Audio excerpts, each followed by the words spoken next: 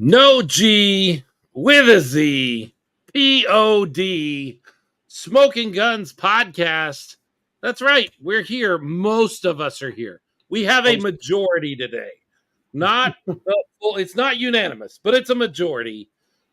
We are the Smoking Guns podcast. We're a podcast that deals with professional football in the San Antonio area, including the San Antonio Gunslingers, playoff bound.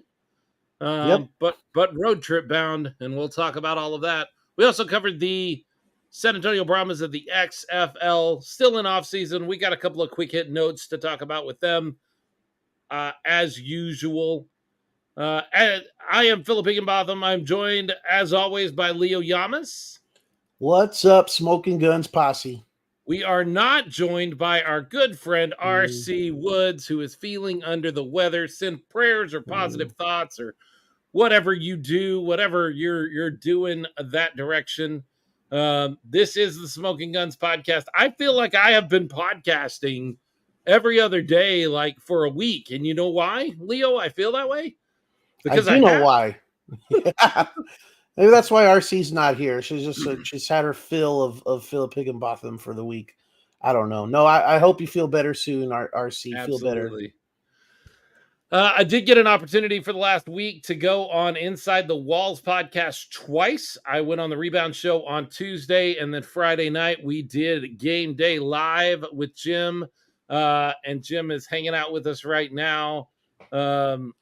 But none of his comments are interesting enough to put up on the board here, so you'll just have to take my word for it. I do love Jay Washington. I do too. For the episode, Leo not getting kicked out of the house. I like that goal. Yeah, sure. It's hot outside. I'm good with being inside. So the San Antonio Gunslingers are going to the playoffs for the first time in franchise history. I know I posted that on our announcement page, and I feel like there are going to be people out there that go, no, actually, when we played North Texas, the winner of the North Texas game in the end of the season, in that first season, got to go to the championship. So that was basically a playoff game. Here's the thing. A playoff game is a game that was not scheduled. If it is not scheduled and not on your regular season schedule, you can call it a playoff game. That game was on our schedule. Yes, it was for all the marbles. And yes, the Gunslingers didn't come up on top in that game, did not get to go to Charlotte and play the Thunder. The Bulls won the AAL championship that year. But if it's a scheduled game, it's not a playoff game. Am I wrong, Leo? Technically, you're right. I mean, it was a scheduled game. It was for the championship of that division, but only because the champion was going to be, selected based on record. Mm-hmm. And then the champion of that division would go to the championship against the champion of the other division. But there was not technically a playoff structure, like you said. So they were scheduled games. So I guess it depends on the way you look at it.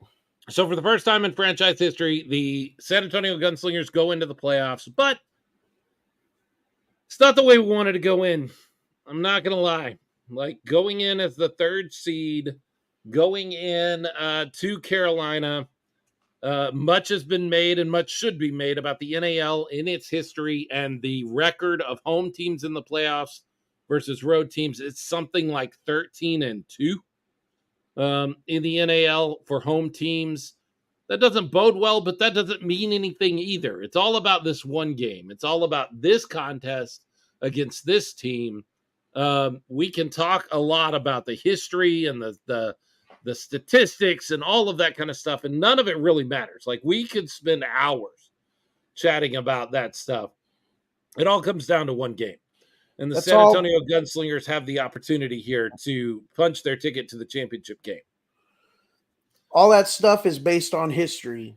And right. History is exactly that, history. So, what matters is this one game, that one time. All it takes is that one time you break the streak, you go against the mold, whatever. And yeah, like you said, it's not what we wanted as a fan base to be able to be at home and support our team, support the Gunslingers, and get that crowd noise behind them and that support. But I mean, I'm kind of torn. If I'm a player, or if I'm Coach Shaw or Coach Rich, like if you get that home game after Carolina loss, which didn't happen, as we know. Right. Do you really feel like I there's a part of me that wonders what inside their brains, inside their head, like what they actually prefer. Obviously, you prefer to be at home, but is there kind of a piece of you that wants to go into their home crowd and beat them the same way they came down here and did that to us in that last game?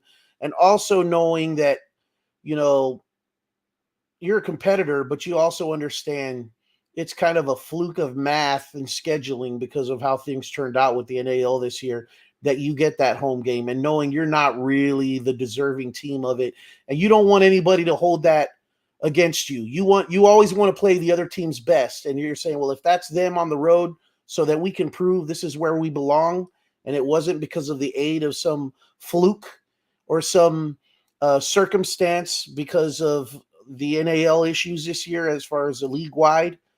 Maybe that's a little bit preferential when you're, a competitor. You're the ultimate competitor, and you want to you have something to prove, which this team really does. So here's the thing that works out well for the Gunslingers if they were to surprise a lot of people around the NAL and around indoor football or arena football. If they were to win a championship this year, nobody could say boo about it. Nobody could say a word because they have to go on the road against Carolina and they have to go on the road most likely against Jacksonville. And so if you beat both of those teams, no matter what happened earlier in the season, we heard a lot of, well, it's just 1 point wins. And then as the back half of the season started to happen, they were just a fluke. And all of those things, like, there's a little bit of truth to that. Like, they were just 1 point wins, and we were falling apart. It felt like in the back half of the season. And so, if you win these next two games, nobody can say anything to you about it being some sort of illegitimate championship. If you had the home game at home, if you had this playoff game at home, there would always be that argument about, well, but they really shouldn't have had that game there. We should have won that game. We should have been the home team and won that game. Zach Brown, when I was on Inside the Walls earlier this week, Zach Brown, incredible player, incredibly physical player. I like Zach Brown. If one day we saw Zach Brown in a Gunslingers uniform, I would not be upset at all. I like Zach Brown a lot. He came on the show, and I mentioned this was on Tuesday's show, and I mentioned something about a quirk of math and and he was very frustrated with that. He was like, it shouldn't be that way. And I'm like, well, it is. I mean, that's just the way the math works. And he goes, that's not fair. Well, it is fair. It's math. Math is, by its definition, fair. Not partial, right? Mm-hmm. That is what math is. There would always be that argument if we had somehow, backed our way into a home playoff game. There would have always been. That's gone now. You're going to have to go to Carolina, go into Greensboro, beat that team. You're going to have to go into Jacksonville and beat that team. And if you do both of those things, ain't nobody going to be able to say a word. Brian Winslow checking in with us and says, does he like a little bit of chicken fried?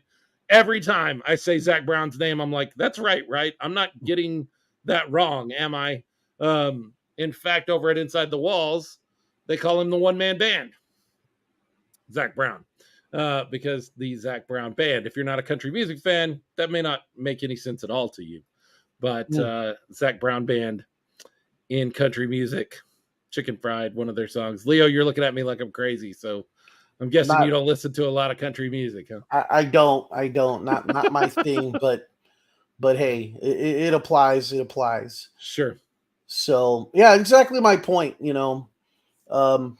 It's back to the Road Warriors, and maybe it's fitting because that's how the Gunslingers got to where they were, is at the beginning of the season, playing all those games on the road and being the Road Warriors. So maybe it's a little bit of getting back to your beginnings, and we'll see what happens. I mean, we're not sitting here. I mean, we are sitting here and trying to paint rosy red and blue colored pictures, red, white, and blue colored pictures for the Gunslingers faithful.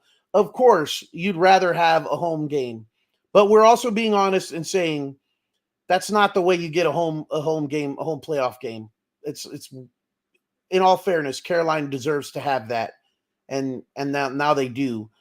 But now it's statement time. It's do or die time, like for real now. But you bring up a great point, Leo, that I actually had not considered yet, and that is the early part of the season when we were winning close games, but winning games, because in the back half of the season we had some trouble with that whole winning games thing.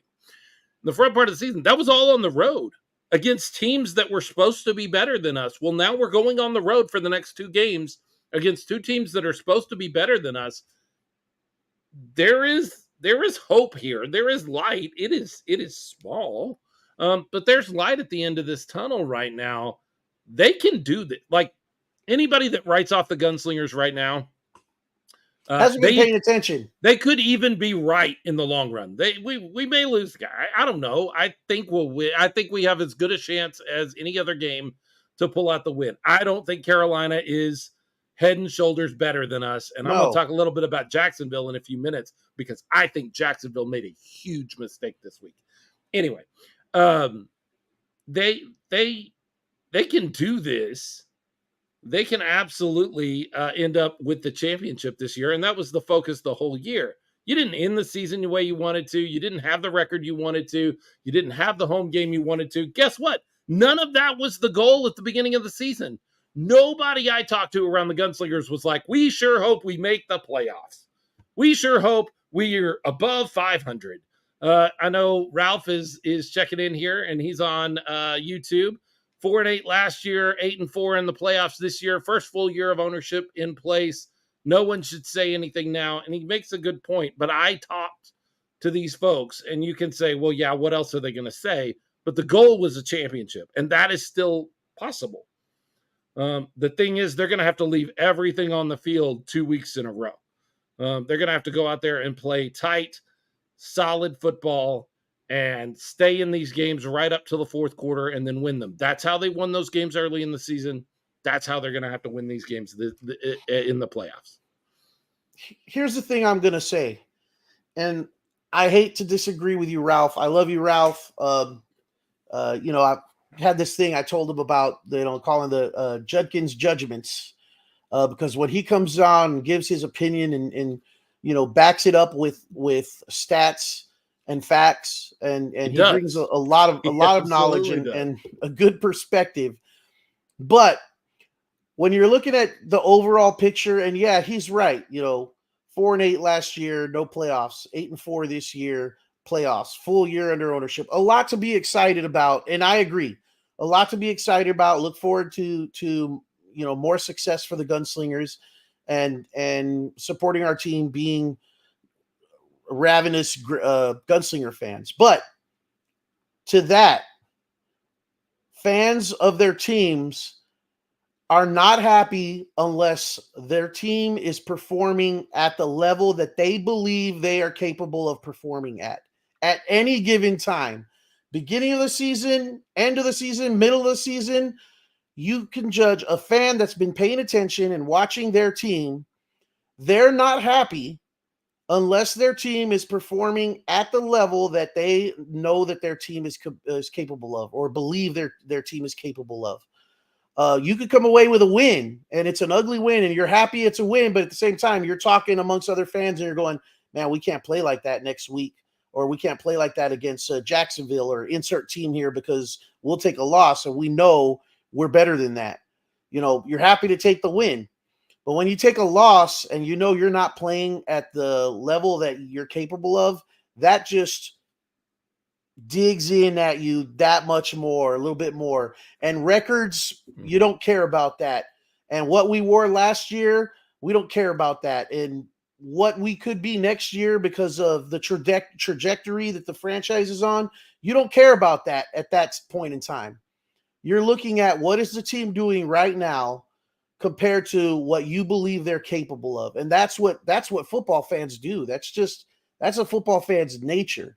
So when you look at these losses lately, that I'm not including this last loss, okay? When you look at the losses prior to that, and you saw that, what we talked about a couple of weeks of not looking like you're in control of the game, or you even could believe you could be in control of this game, and coming out and just not having that fire at the end of the game, and whatever it's decision making, play calling, turnovers, lack of stops, all the stuff we've talked about till we turned blue the last couple of shows.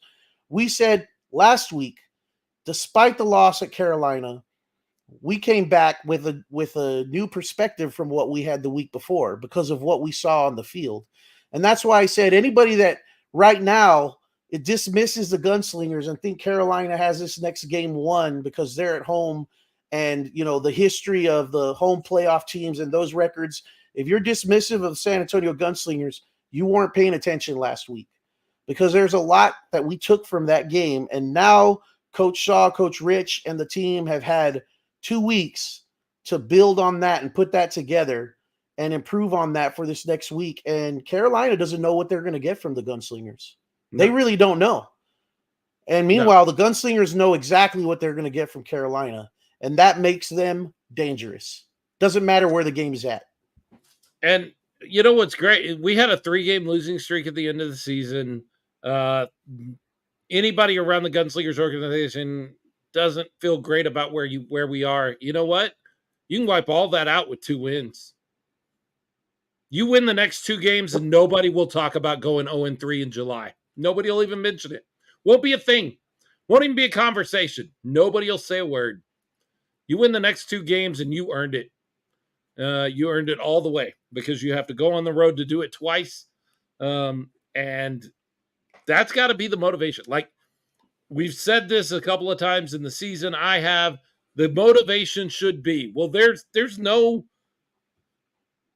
if you can't get motivated for the playoffs, you should not be playing competitively. No. You should go play intramural football somewhere, or backyard, or park league football, whatever that is, flag football with your local Parks and Rec department. If you're playing competitively and you're playing to earn a paycheck, no matter what size that paycheck is, and you can't get up for the playoffs, you don't deserve the check you're getting.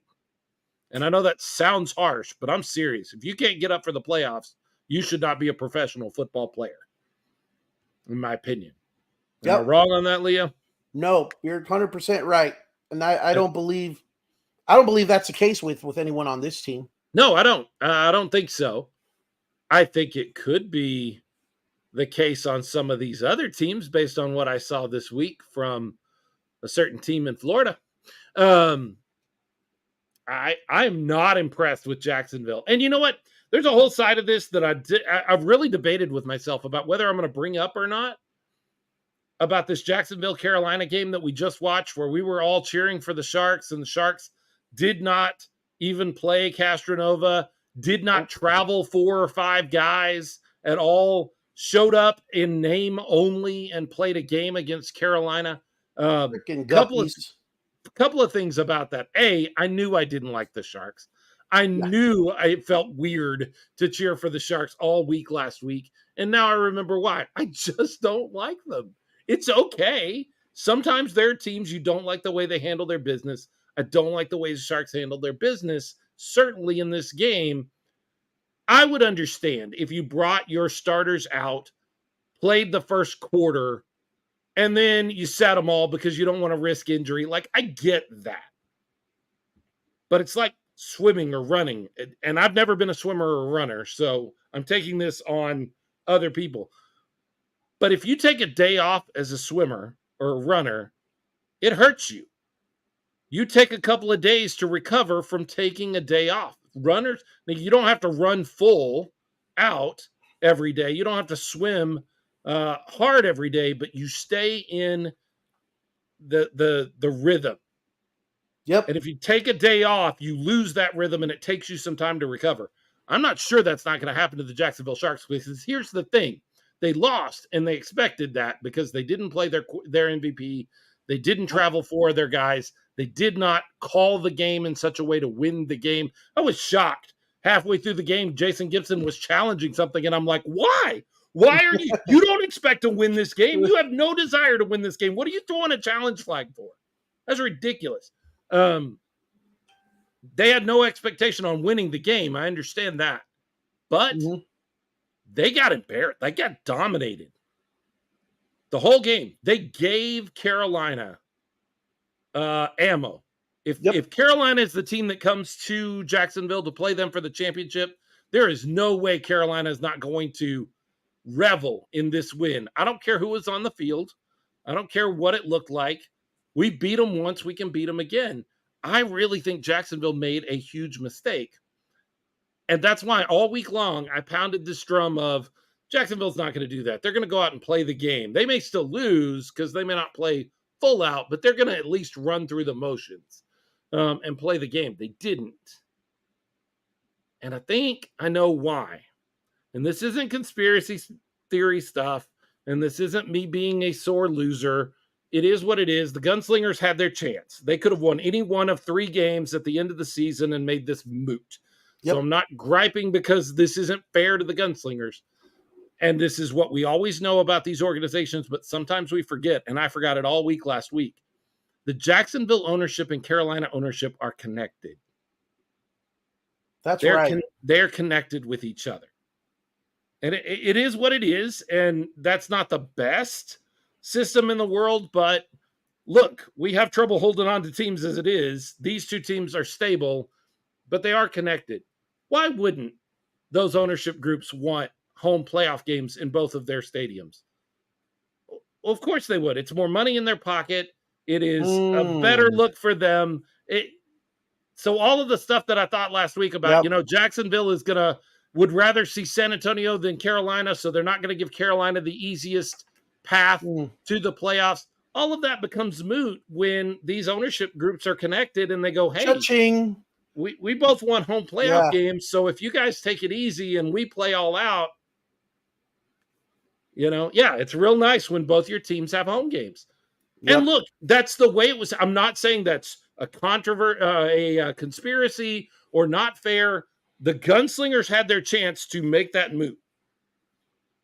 They did. But if I'd have thought of that last week, I might have changed what I went on 3 different podcasts and said last week about what I was thinking Jacksonville was going to do. I might have, if I'd have factored that in, I might have thought a little differently.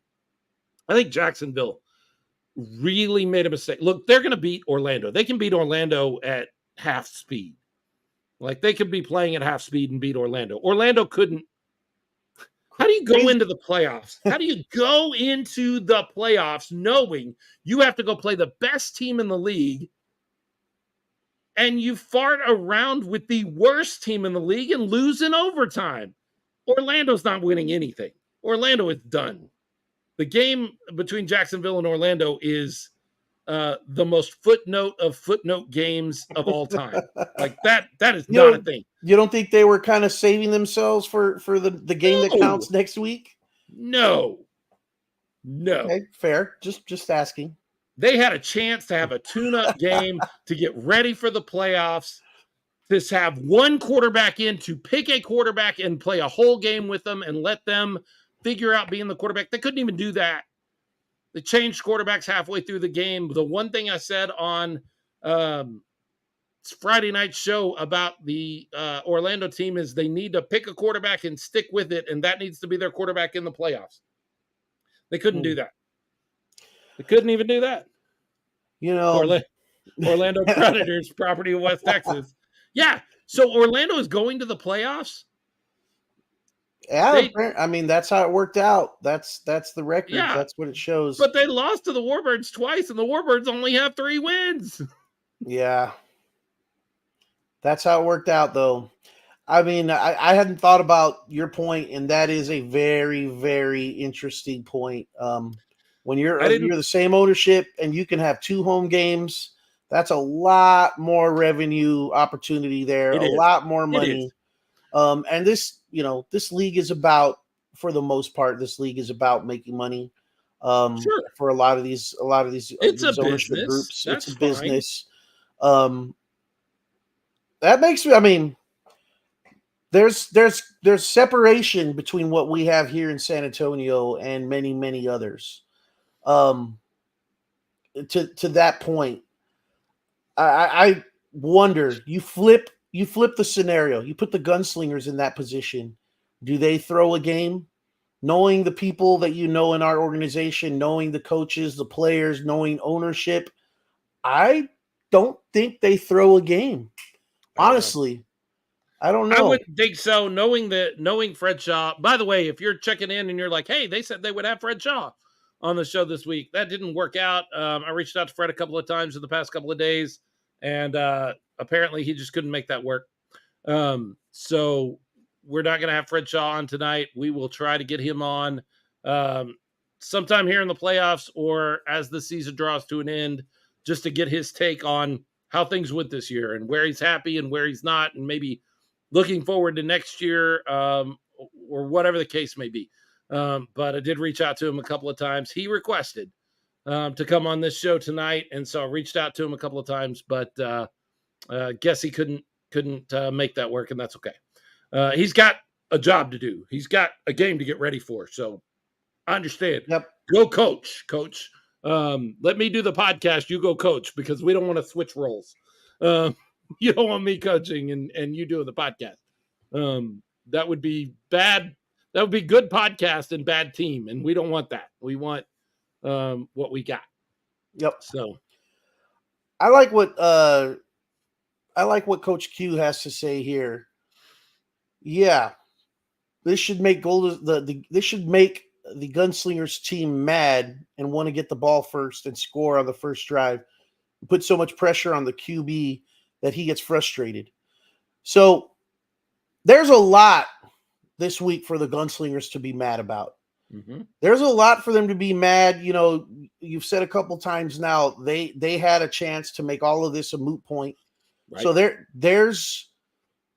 there's something for them to be mad at themselves about. Look in the mirror. That's first and foremost, because a few weeks ago we were looking at, getting excited about for sure hosting a home playoff game. We didn't think there was any way possible that wasn't going to happen. They're not going to lose 3 straight at the end of the season. Yeah. Are you kidding me? So a few weeks ago, we were for sure getting ready for our first, home professional football playoff game in a long time.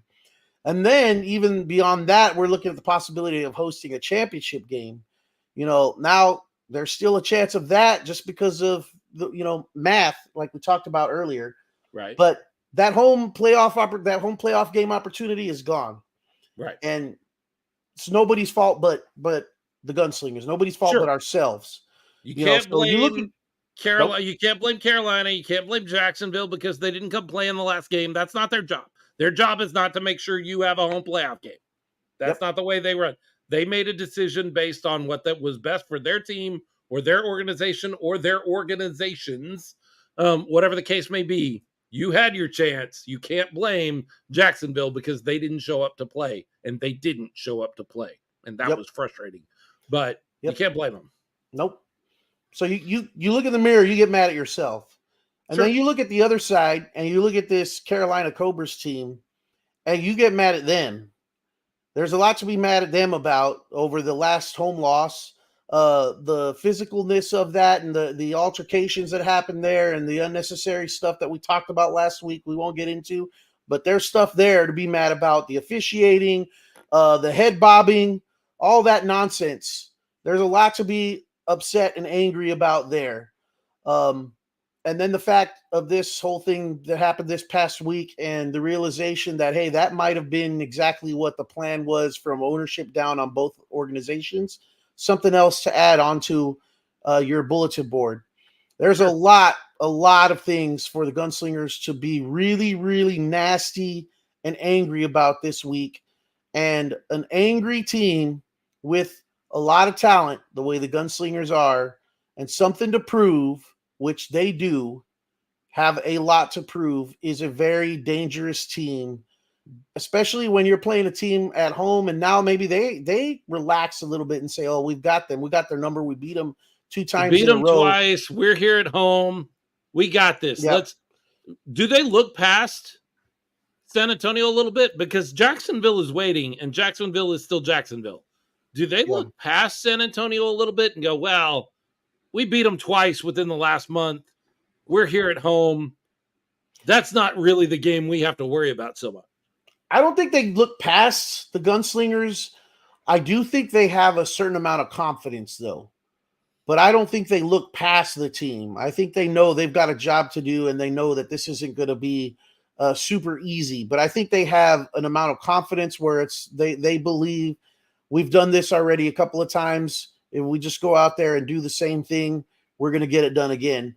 But I think they're going to have to do more to get it done this time. And to Coach Q's point on his comment, when you come in angry like that, and we actually, I don't remember who it was. Somebody said the same thing to me in the last home game against Carolina, where we won the toss and deferred, which is the usual strategy, which is smart. That's a strategy you usually go with. But when you're trying to make a point and when you're angry about something, maybe you do want the ball first. Maybe you want to put the pressure on them. I don't know. That's a good question. I see his point, and there are things about that I like, but there's also the strategy aspect of it where this game is all about possessions, and you hope to get the stops that you need, but they're not guaranteed. So that's why the possessions actually are the difference makers. In theory, if you win the toss and defer to the second half and you win the first half, you're going to win the game. In theory. Because if you defer and you get the ball first in the second half, if you can be ahead in the first half, you get one more possession. You have an extra possession in the second half. And so you should win. You should be able to get at least 2 possessions ahead of them. And if you can do that, you're in a good spot to win the game. So I understand deferring. I get what you're saying, Coach Q, and you're coach and I'm not. So I would defer to you in that particular case, but my brain and my analytics say you always defer if you win the toss. If you get the ball first, you stuff it down their throat. If they win the kick and they defer and you get the ball first, yes, absolutely, stuff it down your throat. But if you get the option, my brain says no, you always defer because if I can win the first half, I get the ball again, and if I lose the first half, I still have the first possession coming out of the locker room, and I can catch back up. But that's just my brain. I would have to defer to a coach on that. Jay Washington, did y'all see the flag from Malik Henry on the head nod against Jacksonville? Yes, we did. Yes, I did. If I'm San Antonio, I'm talking to the refs pregame to watch for it all game. I can tell you, Jay Washington, that I believe that has already been, the league has already been notified of this concern. I believe. I cannot be sure, but my information is that the league has been made aware of this particular anomaly, and that may have even been why there was a call. Well, it was brought up in 2 podcasts this past week. It was. And we're bringing it up again. So, and we do know that there are people that listen, high up people in the league that do listen to each of those podcasts. So, Arlington Lane, check it out. What's up, Arlington? What's going on, A-Train? How are you? And Abel Chavez Garcia, a good point. We need consistent deuces. Here's the thing about deuces. If you are relying on deuces to score your points and get you caught up or get you ahead, or if you need extra deuces to win, you're going to lose. But if they are the icing on your cake, you're good. Like if you can do it without the deuces just make it easier to do it. But you cannot depend on deuces to win a game. No, but if the other team is consistently making them, like the Gunslingers have unfortunately had that situation happen to them multiple times in the last. And it's going to happen again. TC Stevens is we're dealing with him again. So if that's what's going on, then yes, you do need, in order just to keep pace, you got to hit those, because like we've said, it's a game of possessions, and those deuces are chipping away, stealing possessions from you. They are. You got three They of them absolutely is are. a possession right there. So, Yeah. and then the 1 point as well, or I'm sorry, This is, yes, Abel Garcia is correct right here. Then we need stops. yes, We that's need the one. turnovers. Yes, we need 100%. I would love to see the San Antonio Gunslingers play the kind of defense that they became known for in their first 2 years as a franchise this week. I know a lot of you weren't around for the AAL days, but it was a powerful defense. And last year in the NAL, the one thing you could say, even when we were having some trouble winning games, was, man, defensively, they're really good. We haven't seen that this year. And I would love to see the kind of Gunslingers defense that we became known for in our first 2 seasons in the playoffs. If you do that, dude, be great. Yep. Elaine saying he's good, but he's finding out there are fake Twitter or X AFL teams. We're not going to talk a lot about the AFL, but I did want to point that out and say, yes, do not believe everything you read on social media. Some of that stuff is not real, like the AFL. Anyway, moving on. Ralph Judkins took that a step further, did we? Winning, score every possession, get 1 stop, get the same number of deuces as the opponent. True. I mean, that's true. In a vacuum, that would work. That's a formula. Jamar Washington says, I'll take bar balls over deuces. Bar balls can be a big deal, man. Bar balls can be a big deal. Yes, those are nice. And I will take them over deuces, but there's a lot of factors to get those to work where the deuce is just simply on the kicker. Right. You're right. Yep. You're right. Gary Vaught, if you don't make defensive stops, you will not win. I think he's right, folks. I think you've got to get stops. You've got to force 4th downs. You got to get stops or turnovers. And we've been giving up a lot of 3rd and 4th down conversions over the last. A lot of them. Downs. Some on penalties, which kills me. As a fan, I get so frustrated when we give up a 4th down stop in the end zone on a penalty, on a pass interference penalty that was absolutely unnecessary because the ball was really actually uncatchable. Not that I'm thinking of anything specific. I am. I specifically remember that exact play you're talking about. But, I would love to, that needs to be a goal. And I don't know how to make that better. I'm not a coach. I've said that plenty of times. But I know that a lot of teams, I followed a lot of high school teams, and high school is high school and pros is pros, and I get that make an emphasis on everybody on the team being aware that it's 3rd or 4th down. And everybody in the stands being aware that it's 3rd or 4th down.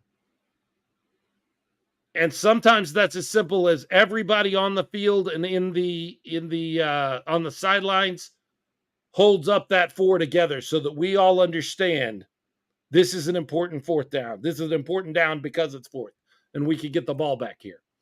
I have seen that be effective on certain levels of football where everybody on the team just centers. It's a motivational tool. It doesn't make you play better. It doesn't do any of those things, but it just centers everybody that, hey, your absolute best effort on this next play because it's important.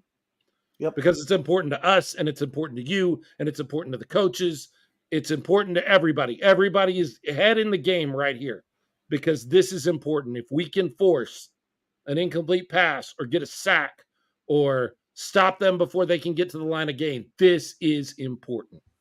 And so maybe something like that, if there's anybody out there listening that's part of the San Antonio Gunslingers coaching staff, of just a centering moment on the important downs, that something that you guys work out amongst yourselves, that just says, hey, everybody lock in.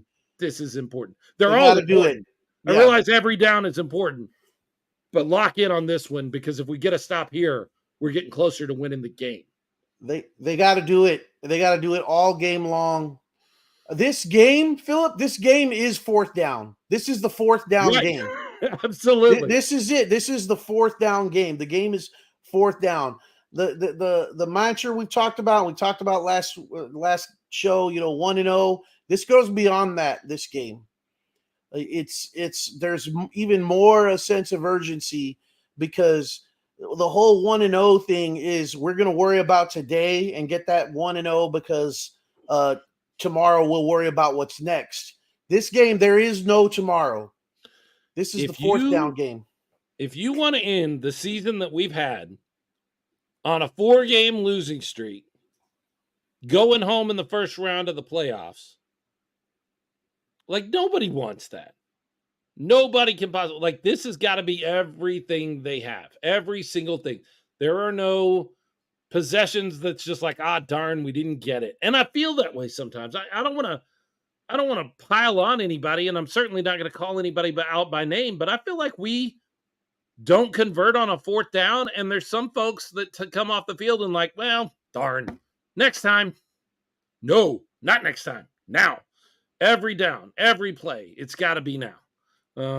Because I think Carolina's coming in with that mindset. I think Coach Fuller is coming in with that mindset, and you can beat them. You're talent-wise, you're a better team. Zach Brown is great. Evans is awesome. Malik Henry is playing a wonderful season. You are a better team than they are. Like, you have more talent. You are a better team. Yep. But you're going to have to prove it every single play. You can't not convert on third and fourth down and come off and go, darn. It's not all darn. It's convert every time. Every single time. Every play. That's right. Coach Q says defense wins games in arenas, so keep the defense focused on what the objective is. Keep the ball in front of you and play your man hard. I do think we do a fairly good job of keeping the play in front of us, but I think a lot of offenses have figured out that to do that, we are dropping back a little farther and giving them a soft middle of the field. And so they have adjusted their offensive strategy to take that soft middle of the field and get it in the hands of a playmaker and then just chip away at yardage. That's what I see against the Gunslingers a lot more. We don't see a lot of getting beat on the long ball. We see a lot of dinks and dunks all the way down the field. And whether you like that offense or not, it can be effective, and it has been. At least that's what I'm seeing. I'm no coach. Say it again for the people in the back. Abel Garcia says, I want Kali, Juice, or Spider-Man, or Ings to play so good NFL teams call after him. Call them after him. Yeah. Heck yeah. I'll be interested to see what we do at quarterback. My expectation is that it will be Robert Kent. That was a big question that I wanted to ask Coach Shaw if we were able to get him on the show. Not that I think he would have told me. I wouldn't tell me. But I'm curious at what's going to happen at quarterback. I think that this is one of those games where you might use both guys. I was just going to say that. I agree 100%. I don't think you can go back. You've got to start Robert Kent Jr. at this point. I don't think he did anything in this last game, despite the loss, to make you feel otherwise. I thought he played pretty well.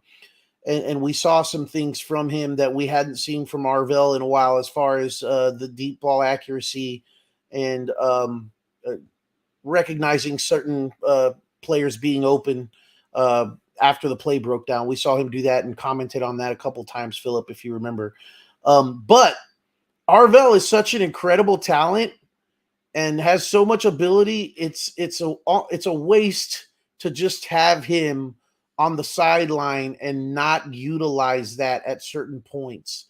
So I 100% agree. I normally, and this is for those of you guys that have been watching or following this show for a long time now, going back to the Commander days, this is probably the first time ever we have had this outlook on a quarterback situation saying, you should go with both guys, coach.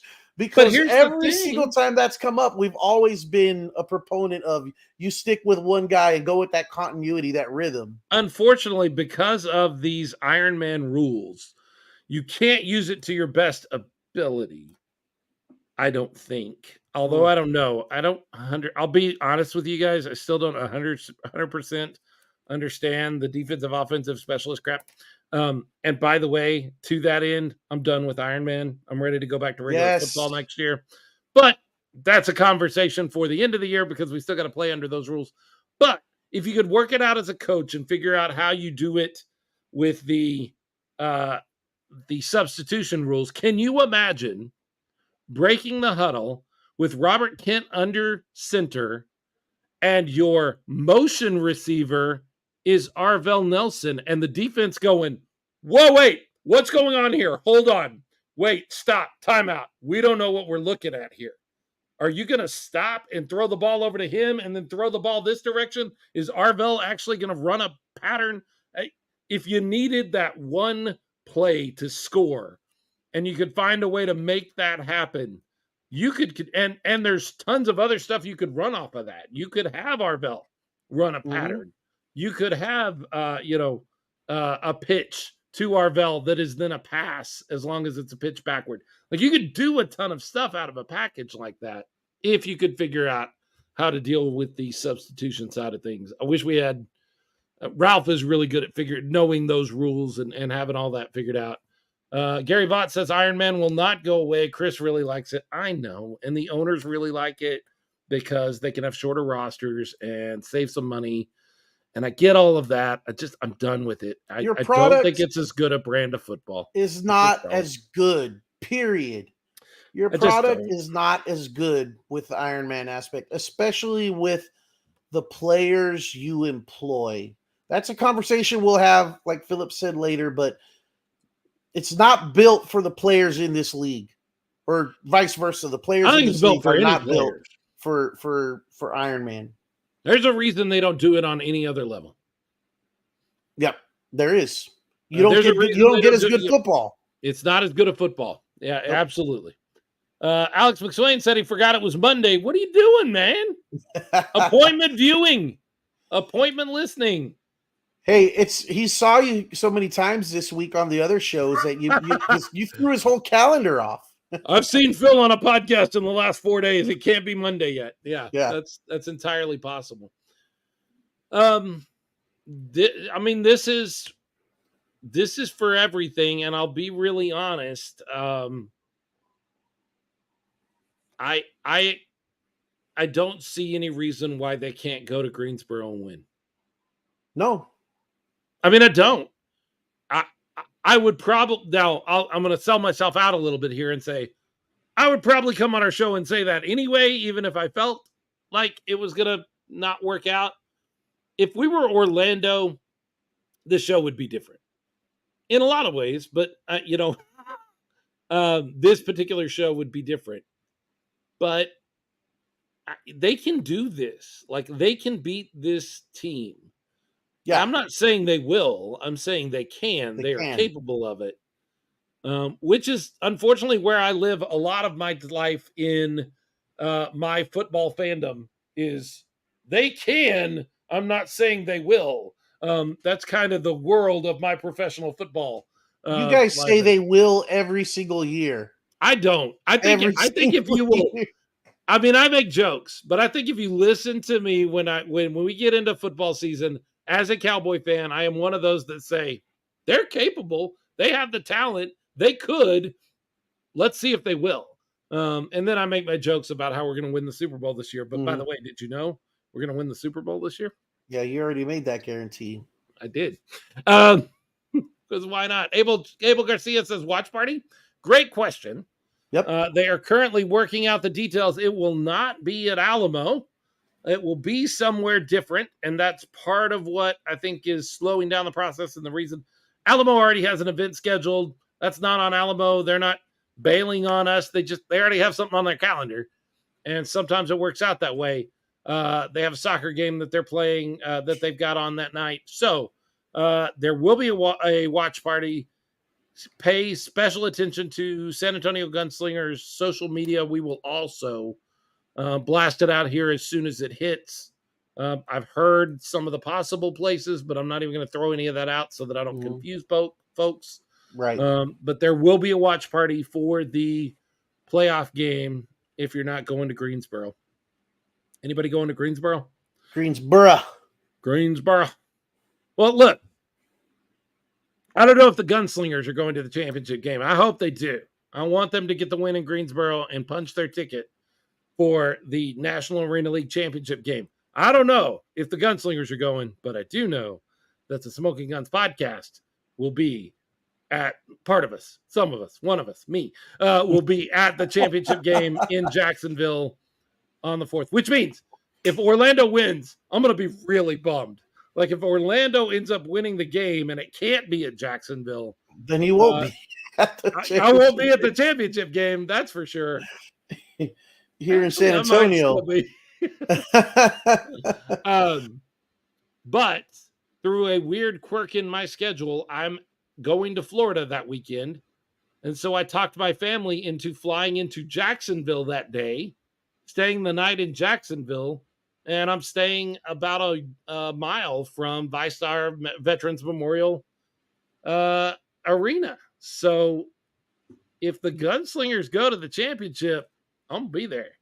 And if the Cobras go to Jacksonville to play for the championship, I'm also going to be there. But I'd rather not. I'd rather go see the Gunslingers play in the championship. But either way, Smokin Gunz podcast is going to be there. Or at least part of us. Is going to be at the championship game. Yoo-hoo! We did it. We got to a championship game. It's been a few years. We've been trying since 2019. I'm sorry, 2019. Yeah, no. I was at the XFL championship game. Oh, that's right. We both were. So were you. You're right. And so was RC. RC was too. We were all there. We all went to that one. But we tried to get to the AAF championship game. We had flights. I think we had a hotel. Yep. And then there was no AAF championship game. So Bummer. That didn't work out. But yeah, NAL championship game. If it's in Jacksonville, I'll be there no matter who they're playing. But I sure hope they're playing the Gunslingers. I texted as soon as we made the travel plans, as soon as everything was booked, I text the general manager, James Stubing, and I said, okay, if you did not have enough motivation to motivate your team to get to the championship game, I'm going to be there. Hope to see you guys for the September 9th event in St. Louis. Dirty, I am working on that. I am working on that. There is a chance that I will be there. Cool. Yeah, that's an event that the other X Fan Legion show, or the one that started the entire X Fan Legion, and I say the other like there's only one other one, and there's not. There are several, but the parent X Fan Legion show, the X Fan show, as it goes, yes, they are throwing an event in St. Louis for Battlehawks fans primarily, but all XFL fans, and they have extended an invitation. So working on it, Dirty. Very cool. Loli says you're going. She says we'll be there. We'll make it work. There you go. She's the boss. She's the boss. So I will not be there because I will be recovering from travel. Over the next 2 weeks, I am traveling through like 5 states and flying across the country, and I've got all sorts of places. Watch party is at Walk-Ons. Breaking news. For sure, breaking news. And an exclusive jersey for sale. Is that the one you liked or the one I liked better, Jordan? He sent me 2. And I can pull up a picture of it, but I sure don't want to get people excited about the wrong one because they both look great. But there was one Jordan liked better and one I liked better, and I need to know which one, and then I'll leak it if you'll let me. But I got to know which. Oh, both. Both. Let's leak those. I'm ready. I haven't seen them. Let me get them all set up and over so that I can leak them. She's the Yeah. boss the last time. Last time this This week. time last week. Yep. He was looking for a place to stay. That's absolutely I true. was out on the curb thanks to some lies that my fellow co-host Spear put out there. You weren't the only one though, Philip. You weren't the only one that said these that's what I falsities heard. about me. That's what I heard. I don't know. That's just what I heard. She is the boss though. Like if she says they're going, you can start booking it because they're going. I have to send something to myself at the same time I'm talking, so that may be difficult for a second. No worries. So yeah, just to confirm there, Dirty, it looks like we will be going. I don't know as far as making the championship game in Jacksonville. Probably not. Just I don't know. I don't know that I'm going to be able to make that. That's Fair enough. a long trip in just a couple of weeks. But regardless, I'm glad that Philip's going to be able to be there, and hopefully there'll be the Gunslingers there as well. Now, actually, if the Gunslingers are there, that may be a little bit more motivation to get well, like we've talked about a bus or. That's a long drive, though, that I've made 3 times in my life, and I think I swore I wouldn't do it again. That is a long drive. Pro Arena Talk checking in saying, hold on, Jacksonville got to win first. Yeah. We already went through that. They're going to win. We're not worried. I'm not worried about that. Obviously, I booked a flight specifically into Jacksonville. But it is a rivalry game. I mean, they're rivals, right? Orlando and Jacksonville. And you said before that anything could happen when it's a rival. Okay, maybe not anything. Happened. Maybe not anything. I just don't see it. Like, you can't beat West Texas. Well, I don't see them. No. I hope that they're in such a funk. I mean, we understand this is just talking about hopes and dreams, but wouldn't it be great if they were in such a funk after screwing up like you said they did in this last game against Carolina? They absolutely did. Like, that's true. And they've totally lost some rhythm, and something happens and they're just not who they were prior to last week in this next game. And Orlando plays, because Orlando has talent, and they play the best game of the season and come away with a win. Then, I mean, that'd be great because the Gunslingers have a chance of hosting the championship game. So, I mean, that's better, right? That's better than you being at the championship game in Jacksonville. Like, I would be the only one that wouldn't be at the championship game. No, you said I don't like that. You stopped a second ago and said you still might be able to make it. But I don't know. We'll see. A lot to be. Which game? I haven't looked at the schedule. Which game happens first? They are both at the same time. They're simultaneous. Big miss. Wow. By the National Arena League. I went on Tuesday. I went on the Inside the Walls podcast and begged. You can go back and watch the video now. I think it's actually up now.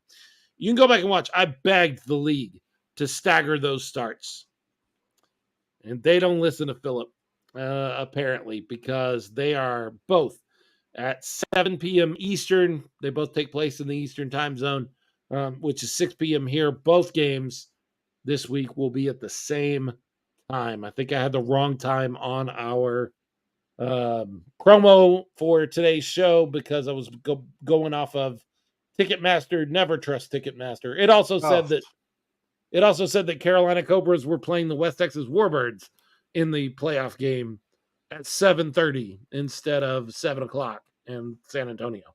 So that's my bad for trusting Ticketmaster. You ready? You ready, Leo? Yes, I'm ready. Let's do this. All right, here you go. Exclusive at the watch party. You can pick up your throwback 1984 San Antonio Gunslingers jersey.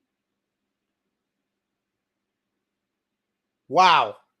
Did I lose you? Okay, there you are. No, I'm sitting here in shock looking at that.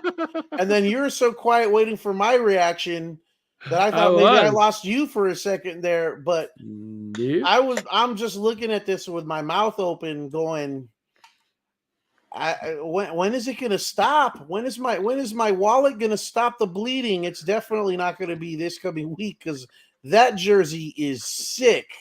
But wait, there's more. Oh, You ready? Yeah, lay it on me. Oh, what is that? That is a blackout. You may have to, yeah. I don't. Can I make this larger? You may have to get right up to. Is that like skulls in the back? Screen. Yeah, they Yes, are. it is. Wow. Red and black, blacked out logos. San Antonio across the shoulders. Pretty stuff. Wow. Okay. And you may notice on this particular very cool jersey, the red and black, up on the shoulder, it says Texas AVL. That is the audio video. I asked Jordan, who's Texas AVL? That's the effects company audio video stuff that they use. Okay. So there you go. There's that one. This is the one I liked. Yeah, that one is. This was my favorite. That's my favorite. I like the other one. They're both pretty sick, but I mean this one is. I love the colors. I love kind of like the throwback 80s look to this thing. And yeah, well, and if you're paying real close to attention, the old Gunslinger logo is embedded into the black here in a grayscale. Just nice stuff. Nice stuff. Good looking stuff. As always, Jordan knocks it out of the park again. Yes. Coming up with some great stuff. Go back to the other one real quick. Did you already say what is on the sleeve opposite the Gunslinger cross guns? So the sleeve closer to the 1. The closer to the 1, that's a John Wayne logo, a JW, the JW circle logo. Yeah. Okay. That's the John Wayne logo. Yeah, it's kind of hard to see it on this image in the red on top of the black, but that's pretty sick. Very cool. Love them both. Man.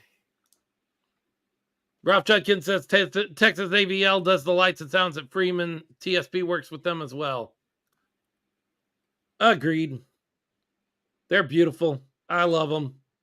You can get them exclusively at the watch party at Walk-Ons on Saturday night as the San Antonio Gunslingers travel out to Greensboro and play against the Carolina Cobras. All right. We need to be bigger. Good stuff. Yeah. Love it, Jordan. Love it, Jordan. Very cool. Abel Garcia says those are going to be at the watch party. Yes, they are. They are going to be at the watch party. They'll be there. So you can buy a really cool jersey while you watch your Gunslingers win a playoff game on the road. Right? Yep. Very cool stuff. At Walk-Ons. Yes, Abel is asking at Walk-Ons. It will be at Walk-Ons. It has been confirmed just earlier on the show. Yep. Did they say which Walk-Ons? That's a great question. That's a great question. Yeah, let's see if we get confirmation on the Walk-Ons location. James Palmer says, are they 4X? And can I go ahead and pay for one now? No, you got to go to the watch party. You get them exclusively. Means exclusively. You can't buy them on the show. We've never sold them on the show. I'm sorry, Leo. Leo even looks a little upset that he can't buy one right now. I do love the 80s stuff. There you go. 1400 Pantheon Way, San Antonio. That would be up in the Rim. No, I'm sorry. That would be over in... I believe that's the one off 281. Or the Forum. I'm looking it up. Yeah, we got to look it up. Riveting radio, folks. Yes. Yeah. It's the one over at Hollywood Park. The one off 281. Yep. Yeah, so that's did we have a Gunslingers watch party there previously? I think we have. I know we used to have the Commanders watch parties there. The very first event we did it as a podcast, I think, was at that one. Yeah, that was the when uniform unveil. Yeah, the quarterback draft and the uniform unveil was at Walk-Ons, if you're with us way back in the Commanders days. So yeah, absolutely. Very cool jerseys. Bring 4Xs to the to the watch party. I'm gonna make a trip out there for sure. I got to. So this is the first foray into the playoffs. Yep. For the San Antonio Gunslingers. And, there's nothing left. Like, there's no other reason. There's no reason they can't win this game. None. Not if you've been paying attention. If you haven't been paying attention, then you would argue, because you would say, would look at some of the games previously. But if you've been paying attention and watching what's happened the last couple of weeks, then yeah, I mean, if you're just one of those trolls that just pops up when the Gunslingers are struggling to make a point, you wouldn't know. Yes. But if you've been with the team through the whole thing, you know that they're just as capable of winning this game as any other time. But, trolls are going to troll. He says they have the whole patio, which will be closed in, and they will have bar access. 4X will be available, first come, first serve on those. Alex McSwain asks, is this Robert Kent's last season? As far as Robert Kent has said, yes. This will be his final season. He is not playing football anymore after this. He's going to concentrate on coaching. He's already got a coaching job up in North Texas as a quarterback coach for a high school up there. He's been a teacher before, and now he's moving into coaching. So yes, as far as I know, this will be Robert Kent Jr.'s last season, which, 2 more games. And he needs to go out and win both of those games, and he can leave on a great note. Yep. That would definitely be a good send off for Robert Kent Jr. after the great career that he's had. And hopefully that's the way it's going to work out. I mean, the Gunslingers have a lot to prove this week. We all know that. We've talked about that already in this show, and it's do or die. This is their last chance to go out and show the doubters, show the people that don't know, the haters, the trolls that you're talking about. This is their opportunity to prove them wrong. Or, for those trolls and those haters to say, well, see, I told you so, but that's going to happen no matter what. So, but this is a chance. This is their last chance, and they know this. They know it themselves, and that's why we believe they're going to be focused, and they're going to come in and grow on what we've seen happen these last couple of weeks. Michael Wayne Davis, if the Gunslingers pull through and win both games, can we retire RKJ's number in honor of an awesome career? Here's the thing, Michael Wayne Davis. That number was never supposed to be worn by a gunslinger. Here we go. That was supposed to be the fans' number, and that didn't work out. Yeah, if you go back to the original plan, back with the original ownership group, the number 12 was a number that was never going to be worn by a player. But things change. Ownership group has changed, and that's no longer the case. I'm not upset that he's wearing my number. It's fine. Yeah, no, I don't think anybody. I don't think anybody in the fan base is upset with that. And having a number hanging in the rafters would certainly be a cool thing. But it's my number.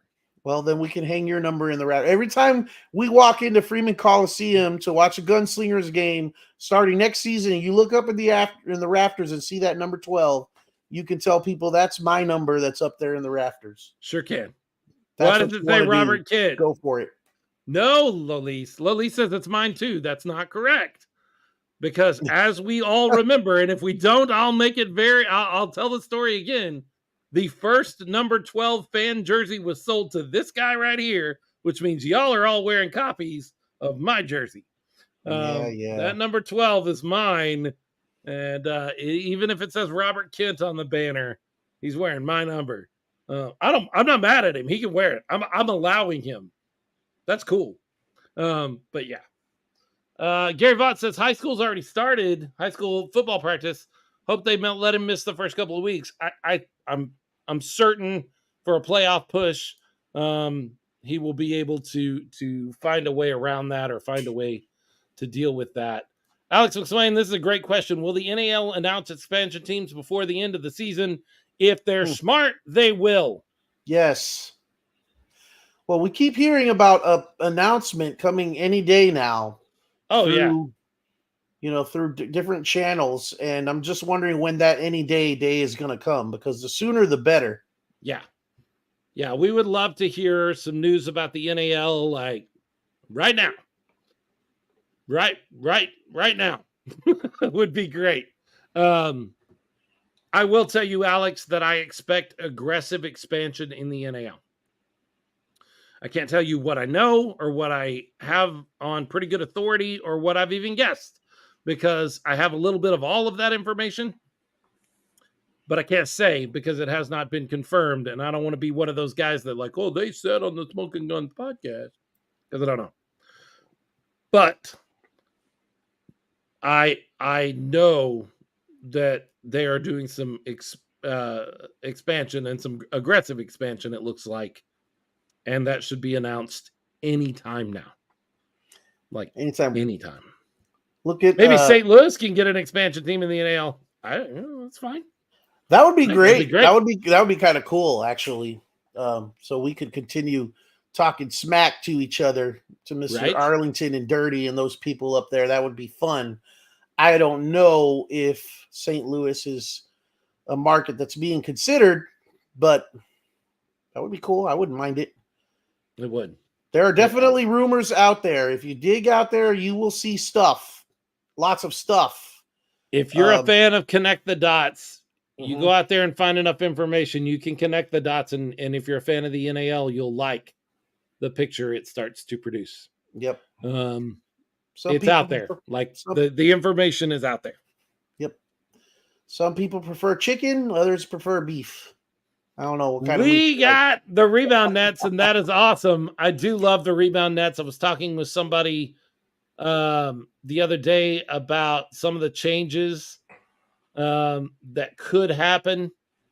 And one of the things, like Iron Man, and one of the things that I said is I love the nets. Like I would hate to lose the nets. Yes. If something were to happen and the nets were to go away, I wouldn't like that as much. Like that would be great. I agree with you. The nets are fun. The nets what make this game just that little bit, that next level of entertainment and fun. Keep the nets, get rid of the Iron Man. So yeah, that's exactly what I was going to say. Chris Siegfried, if you're listening, and we know you are, nets, yes. The Iron Man, not so much. We tried it. It was a worthwhile experiment.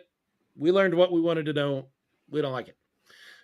Iron Man can go bye-bye as far as we fans are concerned. And the players I've talked to feel the same way. So who's holding it up? If the fans and the players agree, sounds like we need to go that direction, right? I think, there's a case, like we said, about the profitability aspect and it's a lower cost for ownership. Sure. But I also think if you talk to ownership and they look at it and they understand that it's a lesser quality product that they're putting out there for the fans to watch with going with the Iron Man, and there's going to be a benefit to their product by going away from it. There's a lot to be said for that there and to consider, and I think they will. Arlington Lane says, lose the nets. That wouldn't be cool. It's an important part of indoor football. I don't blame you for what you're saying. You're right. The nets are an important part. However, that is the arena game that has the nets, and indoor football they are different slightly, is actually the one that doesn't have the nets. It is if you have injuries. I don't know what that's. He's saying, is it more profitable if you have injuries? Oh, that's a great point. Yeah, and it's not. I mean, to answer your question, that's Right. another advantage of doing away with it. Ralph Judkins always making it clear for everybody. Nets equal arena football, no nets equals indoor football. That's not all of the differences, but it's certainly a good place to start. Alex McSwain says, I feel like Chris needs to listen to team owners. So if the team, and he does, by the way, because that's his boss. So if the team owners collectively bring something up, Chris would do something. I agree. If he would prefer Iron Man and all of the owners came in and said, no, we want defensive and offensive specialists across the board, I think that's the way it would go. I will tell you, I think the majority of owners like the shorter roster. It saves them a certain amount of money. And it is what it is. Like, eventually I think they'll change their mind. I wouldn't look for it to be this offseason, honestly. I think we'll have another year of Iron Man. I think most of the owners are doing it. This is exactly what I was talking about earlier. Arvell on short yardage situations. Yes. Yeah. The guy can, the guy punches the ball in great. So you were saying inside the 5-yard line, I'd give it to him. So you were saying earlier that you're not sure if there's an ability to actually utilize both quarterbacks in a game because of the rules. Now, the rules you're talking about are, in fact, the Iron Man rules or substitution rules having to do with the Iron Man situation, because you can only have a certain amount of players designated as your offensive specialists. Right. Which the Gunslingers designate Kali Rashad as their offensive specialist. Correct. So if you throw Arvell Nelson into the mix, it's not necessarily because he's a quarterback. I mean, you could list him at any position. It's the consideration that if you throw him into the mix, then all of a sudden he's also having to play defense, not just offense. And we don't know if he's comfortable doing that in any. Right. And I'm sure there's a way to make it work. Probably. You got to get creative. But yeah, I don't know. That might be a tall ask. And, when you're a quarterback, you don't want to be out on the field playing defense and then take an injury. That'd be the last thing you wanted to do if you're Arvell Nelson. So that's also a big ask. Alex McSwain, any word on the NAL championship being on network television? I would say that if we haven't heard anything by this point, you're not going to hear anything at all about that it will be on YouTube. And that's what we could expect. I think if that deal had been done, they would have announced that by now. I could be wrong. I was wrong about a bunch of stuff last week. I went 1-3 in indoor/arena football last week in the playoffs for the IFL, and then our games in the NAL. I guessed both of those wrong, so I'm wrong sometimes. A lot lately. Hey, pipe down over there. Hey, Johnny. Good to see you, Johnny Salazar. One of our buddies. Yes. Late to the party. You'll have to go back and watch the first part of the show. I don't know that it's going to be half because there's not much left to say, or there's not a lot to say about the Gunslingers other than just win, baby. Just win, baby. As much as that pains me to say that, quoting Mr. Davis from the Raiders, but yeah, it fits this occasion for sure. Philip was wrong about the words coming out of Leo's mouth, says Alex McSwain. Yes. I got about 80% of that. Thank you, Alex. Worked out. Yeah, but that other 20% was real important, though. Depends on your perspective. Philip, since you're wrong, are you not going to choose the Gunslingers? Hey, there's a strategy. So they'll win. There's a strategy. I'm not picking the Cobras. I'm going to tell you that much right now. But Sick and tired of these bleepity snakes on yeah. this bleepity field show. I don't want to talk about them after this week because they're done. I mean, look, if you're looking at the game and you're going specifically, what do the Gunslingers have to do to win? Specifically, they need to get 2, 3, 4 stops. I don't know if those are fourth down stops, turnovers on downs, or turnovers, but 3 or 4 of those, and keeping the pocket clean for Robert Kidd Jr. Mm-hmm. James Palmer says better play calling. I would like to see a little more creative play calling. Let me say it that way. I'll add on to your stops and say when you get the stops, capitalize. You have to capitalize on converting them. on the other side. That's the key. Absolutely. When you get the stops, you have to capitalize on them. Otherwise, it's a wasted stop, and it doesn't. At that point, it almost doesn't count. You force a turnover like we did. What game was that? That was the Carolina game in Carolina. Yes. That we forced a turnover, took it down the field, did not score. Yep. That doesn't count. That's not a turnover anymore. That doesn't count. Actually, Philip, it's worse because if you happen to be down, then not only did you not capitalize on that, you burned a bunch of time and you're in the same situation. Yep. Absolutely. So I would like to see some more creative play calling. I would go with that. I would be interested in that. It seems like at times we're a little predictable. And that may have been cutting the playbook down to basics because we were struggling a little bit offensively, and then we had a new starting quarterback last week. I 100% believe in number 12's ability to run a capable offense because I've seen him do it. I've seen him do it for the North Texas Bulls. I've seen him do it for the San Antonio Gunslingers. Robert Kidd Jr. is capable of running a full, creative, solid offense. I've seen it happen. So open it up. Like, leave nothing. There's nothing to save anything for. And that goes to everybody. That's every offensive player, every defensive player, every special teams player, every coach, the medical crew, the water girls, there's nothing. There's nothing to hold back on. Nope. Because if you don't win this game, it's over. Yep. And it's over in the worst way possible. 4 straight losses. Jeez. Utilize your weapons. I mean, you got a whole lot of them. Kylie Rashad, Kendrick Ings, Philip Barnett, Kadir. I mean, the list just goes on. And, we've only had one game with an opportunity with Ings and Kylie Rashad on the, on the field at the same time.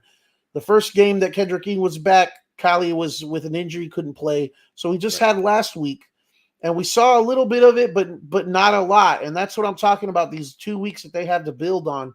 That's a huge addition right there. Kendrick Ings, which way you want to look at it. Kendrick Ings being the addition or Kylie Rashad being the addition coming back from the injury. And then Philip Barnett, your big, solid target that's normally very dependable hands. That's the other thing that I like to throw out there. The drop passes can't happen this game anymore from any of the guys. You're right. And there's been some drops, some key drops, and you can't really single out any one guy. It's been most of them. And it was alluded to earlier, and I hate going to that and because you can't rely on it, but the officiating was definitely very questionable the last game, and hopefully this crew gets it right and gets it better this time because it will really, really hurt to lose a game because of officials. That needs to be fixed. There was a lot looking at that last game that could be corrected and could go better, and hopefully it does, but you don't want to rely on that. You control what you can control. Catch the ball when it's thrown at you. Give your quarterback a good pocket. make the plays when you have to, make the stops when you have to, don't miss tackles, things like that. Be disciplined. Don't get the silly penalties. All of that has to happen. It's fourth down, every down. Watch the ball. On defense, watch the ball. Don't watch Malik Henry. I don't know if they're going to call him on it or not. We've already discussed his head bob, his leg movement, which is not legal in the NAL. I don't know if they're going to call it or not. So don't depend on him. Don't depend on keying on him about when to go. Watch the ball, which was something that rightfully so. Fred Shaw got upset in Carolina. I'm sorry, in San Antonio. In San Antonio when the head bob became an issue in that last game against the Cobras. On the very last penalty we got, Fred Shaw was beside himself looking at his defensive line and pointing down and saying, just watch the ball. That's all you got to do. Don't key on Malik because they may let him off. No defensive pass interference on third downs or fourth downs or any down. Yeah. Yeah. Any chippy scrums in Carolina, these guys are all competitors, and so I expect every game in the NAL for the rest of the season to get chippy at some point. Because they've all been playing each other because of the teams we've lost in the NAL. They've seen each other more than they usually do, than you would usually see another team. They're all competitive and want to win. I expect every game.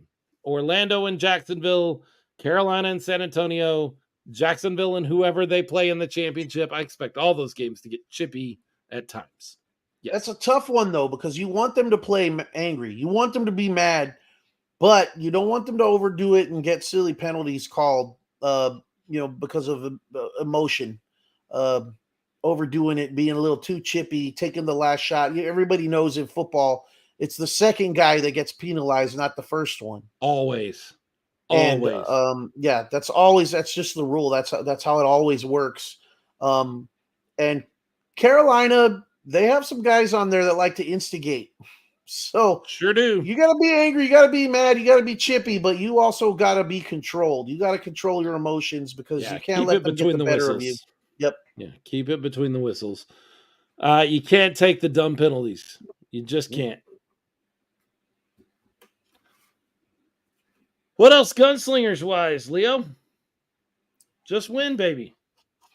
That's all there is to it, man. I mean, we've talked about it now for 2 weeks. That's all it is. It's do or die. There's no more. Well, we'll get it next time. There's no more excuses. No. So and everybody's got to do their part. Like there's nobody that gets a week off. There's nobody that can come out and not take full responsibility for whatever happens in this game, win or loss. Everybody needs to be able to say, I did my part. That is from, like I said a minute ago, the water girls all the way up to the head coach. Everybody has to do their part. 100%. That's the only way you're going to win this game. Yep. And then you got to go to Jacksonville and do it again. Like, you got to do it twice. Got to do it 2 in a row. It is what it is. Let's get the first one before we start worrying about Jacksonville. But you got to do it twice. Everybody's got to be completely bought in. Yep. There's some XFL news, Leo. There's some stuff going on in the XFL. There is. There's stuff happening tomorrow that I wish it was happening today so we could talk about it on the show. But all this 8-1 that we need that they're kicking around and saying, tomorrow's the day. It's been I've assumed across the league. Every team's put it out, so it's not something Brahma specific. I don't know what to expect. I don't know what the plan is. I don't know. Some of you guys have been messaging me and like, what's going on the first? Man, they ain't telling me just like they ain't telling you. They ain't telling anybody. Nope. Because they've kept a pretty tight lid on it. Usually, if you have your ear to the ground, you start hearing, I think it's going to be this. I ain't heard none of that. Yeah. Alex McSwain says his money's on a schedule release. I just think it would be so early, and they're not sure where Houston's playing yet. So Yeah, some of those venue questions make you question that. yeah, Make you wonder about that. I was thinking it's a schedule release too, but you bring up a good point with question marks about Houston, and then also Orlando. I think they're doing renovations in that stadium there too. I think I read somewhere. yes, yep, I So heard that. it might be a little early for that. I've also seen some things, people speculating that maybe it's going to be some hype stuff where they're going to reveal some alternative uniforms and colors. That's a I mean, maybe. possibility. That's more money making opportunity for Under Armour and the league, especially if they get it in gear and offer better stuff this year than they did the first year around, which was a big complaint from a lot of fans as far as the It jerseys and the was. merch. Yep. So I don't know. I really am curious to see what this reveal is going to be. Jay Washington says Houston will most likely play in the MLS stadium unless there's a scheduling conflict in Rice. I like the idea of Rice Stadium better just based on where they're located. In the city, getting in and out of the city. If they go to the MLS stadium where the Dynamo play, it is right in the middle of Houston, which means you got to get in and get out of Houston. And that sucks. I Yeah. just drove through there today. That sucks. I'm just gonna tell you. Rice is still in toward town, but at least you don't have to go into downtown to get there. I love TDECU. I realize that they have no control over renovations, and the renovations have to be done at a time when Houston's not playing. I don't understand why they didn't do renovations now, but I'm sure there's a reason. They certainly want them done before they go to the Big 12. Are they starting the Big 12 this year or next year? I think it's next year. Next year. Um, so last year's merch was trash. He comes back and says trash. I don't know. I sure bought a lot of it for it to be trash. It wasn't the best quality stuff, honestly. Nothing compared to the Especially the Gunslingers jerseys. merch. Oh no, the Gunslingers merch is. I mean, just design wise, Jordan just knocks it out of the park every year or every week. But yeah, the XFL merch left a lot to be desired, especially on the jerseys. I myself couldn't bring myself to pay that much money for I didn't get one either. official jersey. I was excited about getting one, and then I was just like, man, I don't know. I'm gonna wait a little bit. Yeah, and a lot of people did, and that's fine. I mean, it's if you've got to get it, I'm okay with it, but just don't expect me to follow blindly. There's a limit, and they found it. $130 to wear the Rock's name on my back is not it, man. Just not it. Gunslingers merch makes the NFL merch look sad. Okay.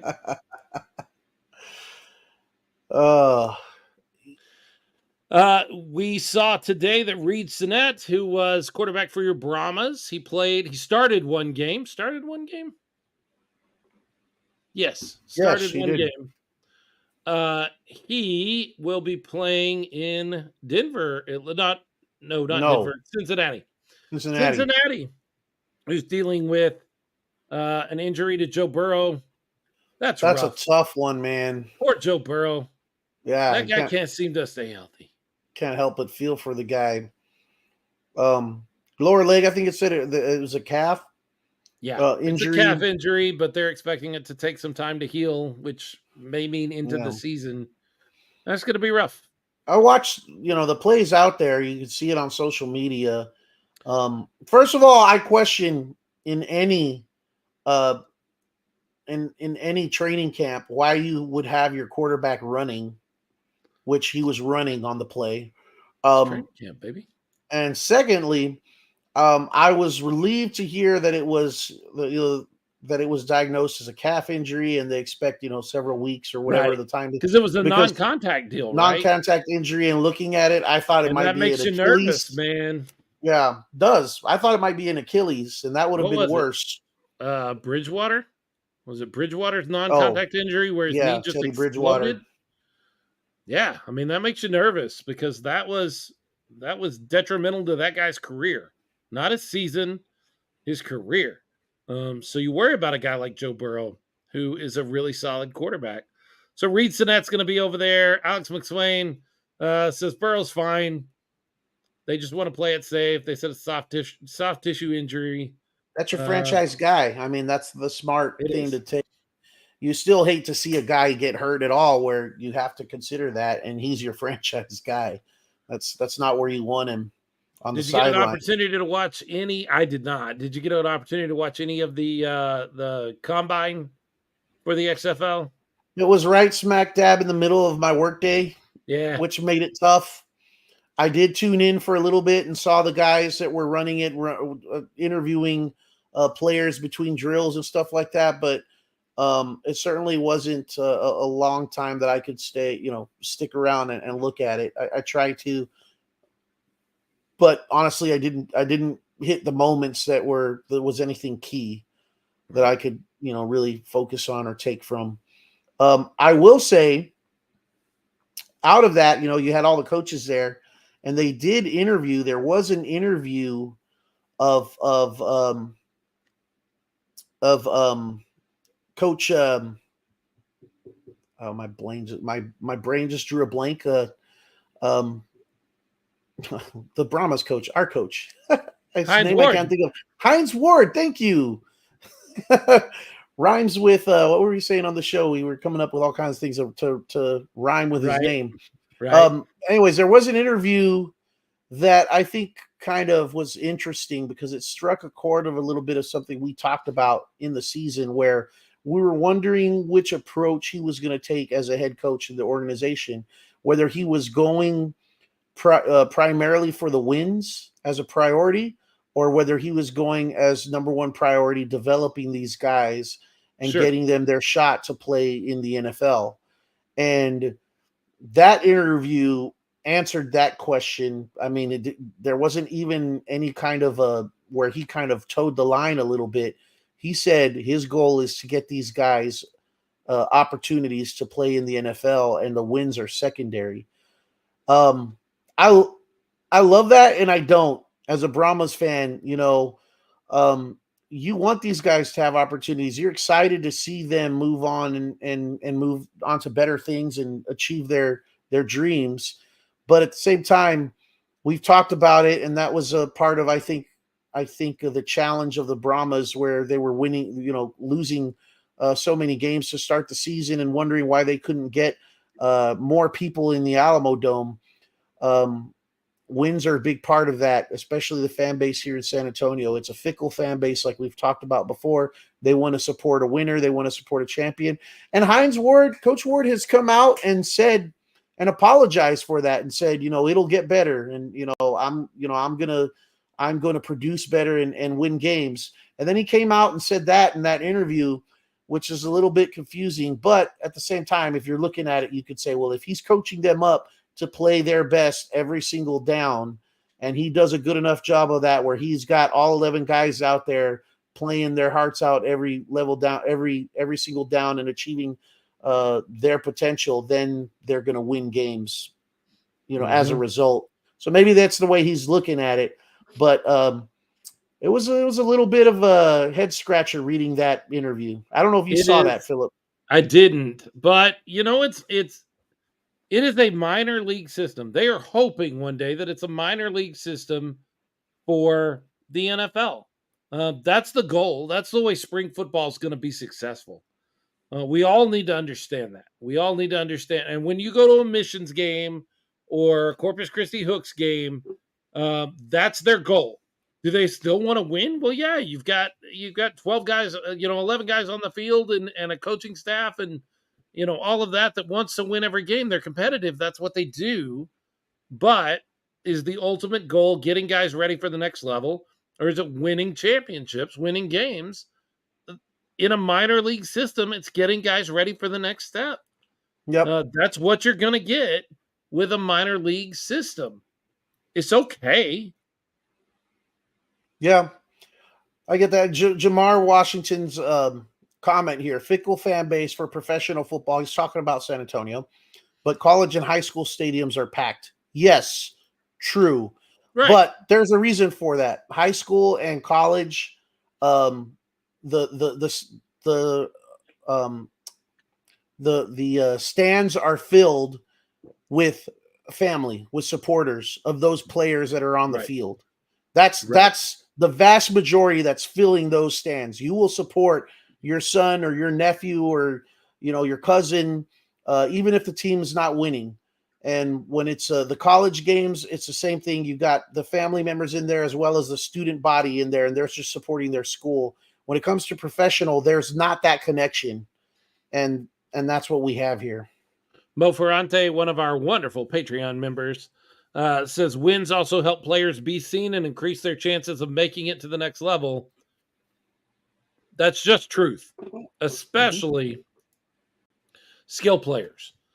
Skill players on winning teams get opportunities. Don't believe me? Go see who.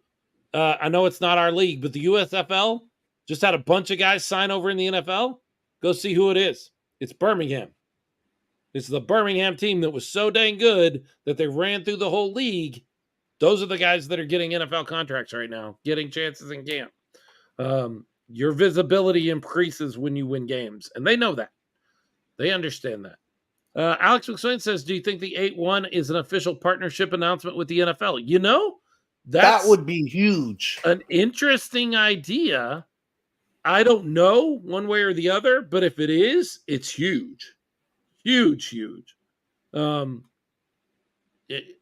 think if you got an official partnership with the NFL, like a full, not a testing the waters kind of thing, which I think is what they kind of had last year.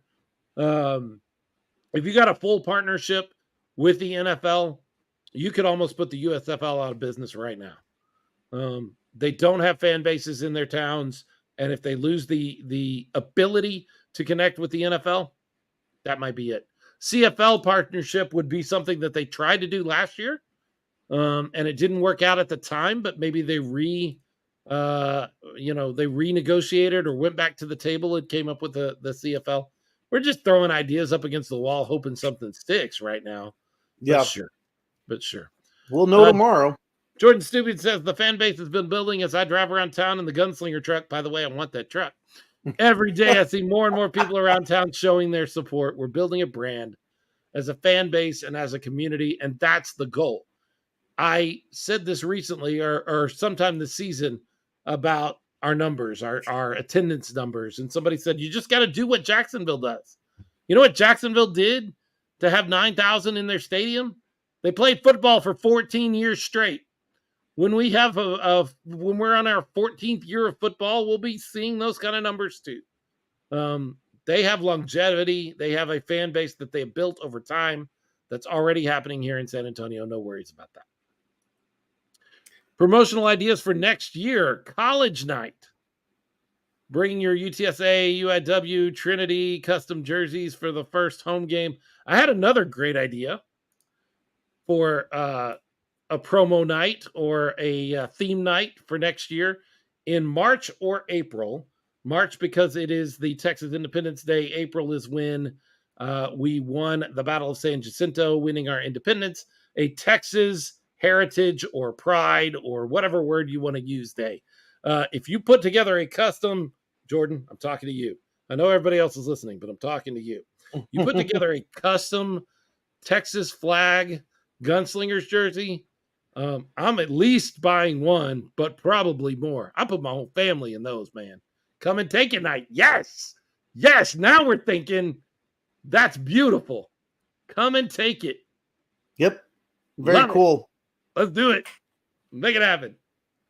Come and take it jersey. We started a thing now. Yep. That's got to happen. We got to get the flags too. You said flags, like actual flags to wave, in the Freeman Coliseum. Sure. Come and take it flags. The Roadrunners had to get rid of that for some dumb reason. And we I don't want to talk about it. It makes me mad. Every time I think about it, it makes me mad. It was such a cool thing.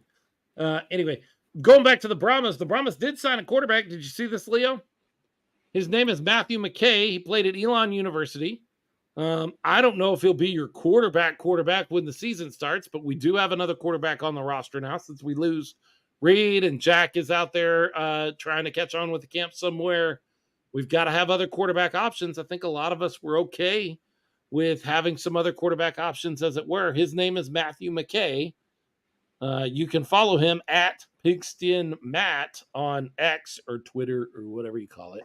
At Pigskin Matt, all one word. And maybe check out your new Brahmas quarterback. He's in the room. I don't know if he'll be your starter, but he's in the room. So I imagine they're going to bring a whole slew of guys after the injuries that they had last year and the lessons they learned on how things sometimes don't go the way you plan with your QB1.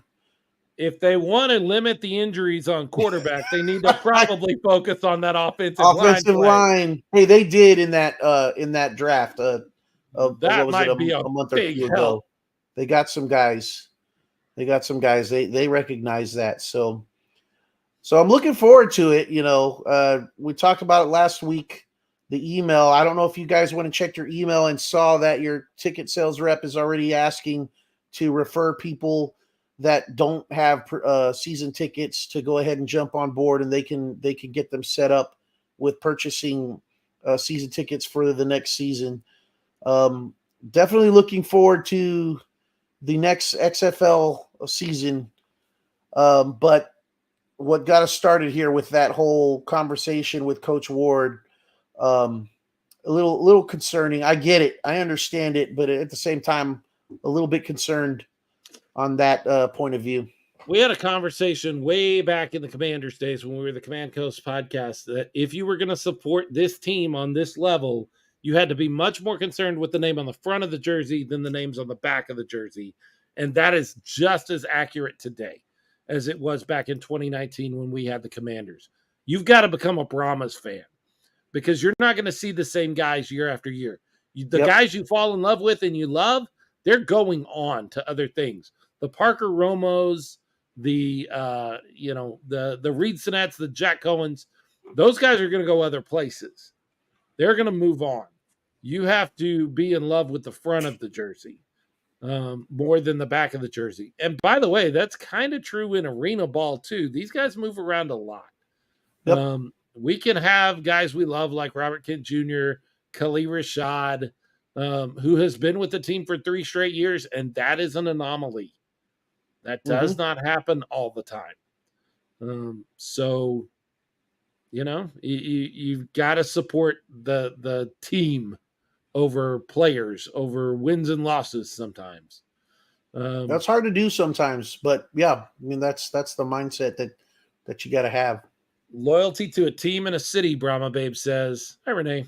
How are you? I know that you've been commenting the whole time, but, you know, wanted to say hello. Other things that we wanted to make sure we hit and let you know about, our friends over at the Horns Forward podcast are doing something really special this week, this Saturday, and we wanted to make sure you were aware, because if you listen to our show and you don't listen to the Horns Forward podcast, hey, what are you doing? Friday nights, go check out the Horns Forward podcast. If you don't check it out then, watch it later. It's fine. But they are tooling all around the league right now, interviewing all the super fans for all of those franchises, Washington and those guys. There's a lot of them. Yeah, there's a ton of those guys. Some of the guys from St. Louis, some of those guys that don't get the opportunity like we do to get on and be honks for our team all the time are getting that opportunity through the Horns Forward podcast, which I think is really cool.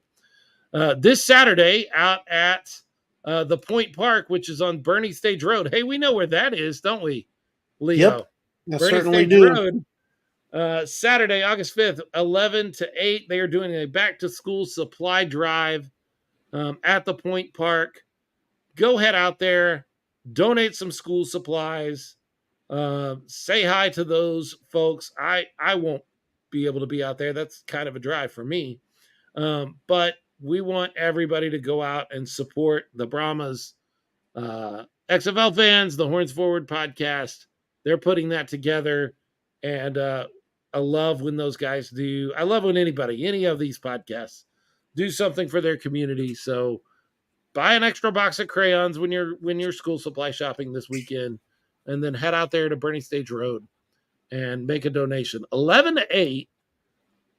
You That's a don't have long an day. you don't have an excuse like I just can't get out there. Not in my time window, because if you're doing stuff from 11 to 8 p.m., 11 a.m. to 8 p.m., you got a full day, man. Yeah. There ain't a lot of us that are doing things all 9 hours or whatever of that day. And you know what? It's not mentioned on this announcement here, this flyer. But we all eat on Saturday, right? We don't take a break. We're not fasting on Saturday, I guess. Nope. And this is Look at me. Do I look like I'm ever fasting? Well, that's just my point. Look at me. Look at this big fat boy right here. I can tell you that the Point Park, that's a food truck park, and there are some really good food trucks there. There you go. I have visited and eaten from a couple of them, and there's some really good ones there. So you got to come out and eat. You're going to eat somewhere on Saturday. Why not come out there, enjoy meeting some other Brahmas fans, hanging out, have a few drinks, eat some food, donate school supplies, donate some school supplies, have lunch. Yep. Go do a little more shopping. Go to walk-ons. There, mm-hmm. I planned your Saturday for you. The perfect day.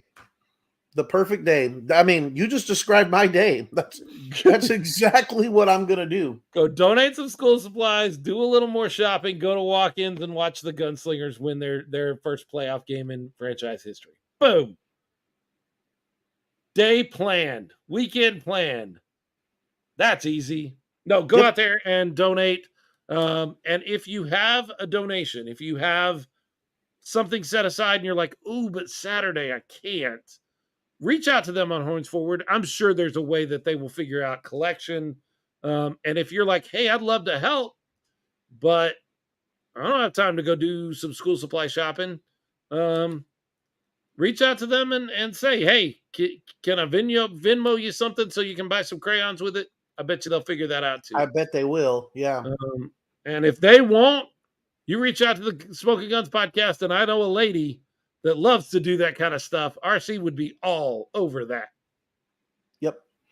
Also, there's an HEB right there, a big HEB right down the street, right kind of down the street and across the street from it. It's on the way.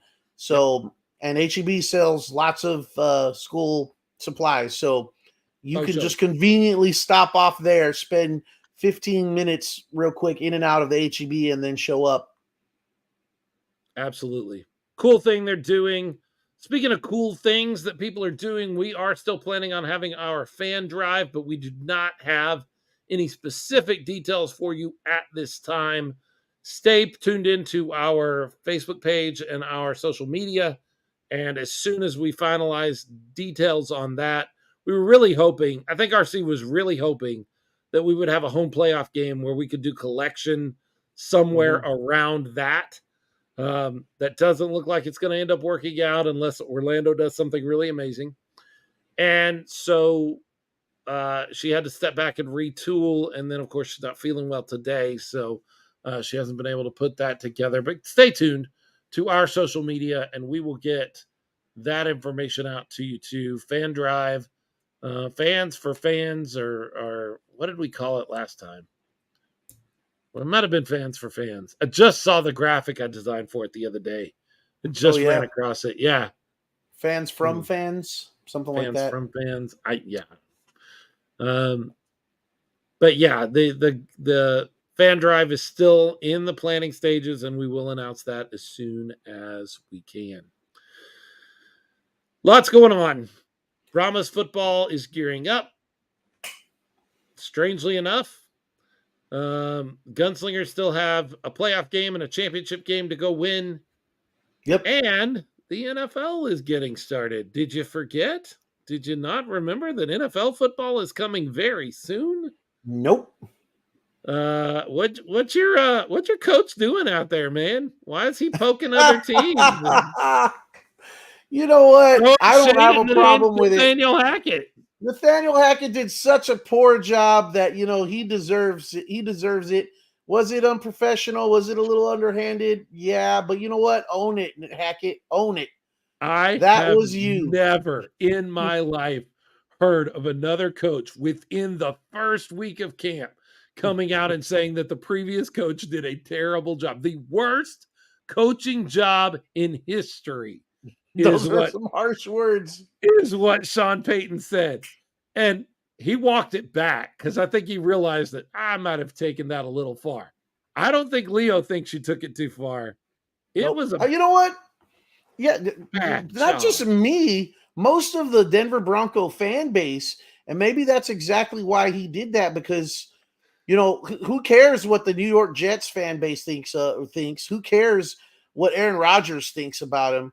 You care what your fan base thinks about your team going into the season. You want them to be excited about something. You want them to get over this poor taste in their mouth from the last couple of years, and last year just took the cake. But I say, yeah, maybe be upset, but show it on the field, Nathaniel Hackett. I mean, you deserve that criticism because you absolutely went out there and had a stinker of a year in your first year as a head coach. Sure did. You can't argue that. It was bad. Aaron Rodgers has in 1 week. Aaron Rodgers gave money back to the team that he plays for and stood up for a coach. What did they do to Aaron Rodgers in New York? That's not the Aaron Rodgers I know. Nope, he's a different guy. They should be worried. They should be worried. Jets fans should be worried because that's not Aaron Rodgers. Who knows who's taking snaps under center for you guys this year, because that's not him. So much cult drama. Mo Ferrante says, definitely did not forget the NFL. And James Palmer said maybe Dalvin Cook goes to the Colts. Here, look, I was talking to my father about this today. Running backs, I don't know what to do, guys. I don't know what you need to do, but the money that you're demanding is not coming. Austin Eckler, Dalvin Cook, Ezekiel Elliott, these guys that are out there on free agency expecting big money to come their way. And now you can add Taylor into that from Carolina, from Indianapolis, who's just going, hey, I want to renegotiate my contract. And Jim Irsay's like, no. You were born in the wrong era of football. Yeah, it's too late. You missed that bus where running backs were making the big contracts. Owners have gotten burned on it entirely too often. And they're just not going to go back to it. Zeke and the Patriots, Johnny Salazar says, he left New England without a contract. That's been the story of Ezekiel Elliott all year long. He's visited like 10 teams. He's left every team without a contract. Left their facility without a contract. Because I think he's asking for too much money. He still thinks that running backs can demand ridiculous amounts of money, and they just can't. Is that fair? Is that right? I don't know. But if I pay you a ridiculous amount of money and you don't perform, which is likely based on what I've seen from running backs, then I have less money that I can spend on everything else. Cowboys are fighting with Zach Martin. I sure hope they get that figured out because that dude is a Hall of Famer. And I would love to see him back on the field, but I heard Jerry say, I got to have that money to pay Micah Parsons. And if the choice is Zach Martin, who is getting a little older, an incredible offensive lineman, getting a little older, and Micah Parsons, a guy that's going to be around for 10 more years, if that's what we have to, if that's the decision you have to make, that's the decision you have to make. You got to make tough decisions sometimes. Yep. So I would not be surprised if what Jerry said was exactly the way he feels. Brahma Babe loving what's going on with her Jaguars. Sure. We'll see. The Jaguars are one of those that are going to have to prove it to me.